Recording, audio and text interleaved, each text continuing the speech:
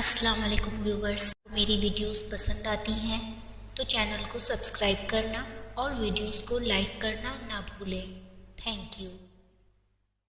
رشتے کی پہلی شرط عزت ہوتی ہے۔ جو عزت نہیں دے سکتا وہ رشتہ بھی نہیں نبھا سکتا۔ کبھی بھی کسی رشتے سے کوئی امید نہیں رکھنی چاہیے۔ اپنی طرف سے آپ جتنا چاہو کسی کے لیے کرو، پر یہ بات مت سوچو کہ وہ بھی ہمارے لیے اتنا ہی کرے گا یا پھر ویسا ہی محسوس کرے گا جیسا آپ اس کے لیے محسوس کرتے ہیں، کیونکہ جب امید ٹوٹ جاتی ہے تو بہت درد ہوتا ہے اور آپ کسی سے کہہ بھی نہیں پاتے کہ آپ کو کتنا درد ہوا ہے۔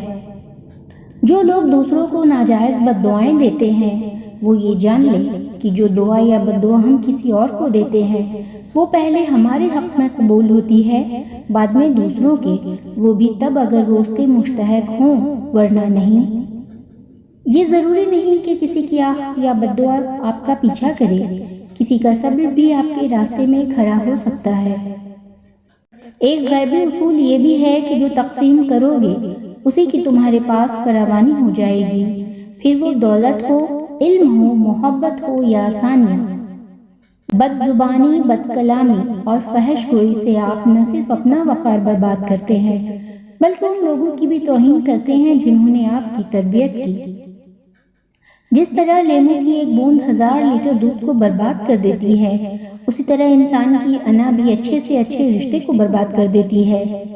عمر اور زندگی میں کیا فرق ہے؟ بہت ہی خوبصورت جواب۔ جو اپنوں کے بنا گزرے وہ عمر، اور جو اپنوں کے ساتھ گزرے وہ زندگی۔ بچپن میں خواہشیں، جوانی میں خواب، ادھیر عمر میں ضرورتیں اور بڑھاپے میں حقیقتیں سونے نہیں دیتی۔ دوسروں کو سمجھنا مشکل ہو جائے تو خود کو سمجھ لینا بہتر ہوتا ہے۔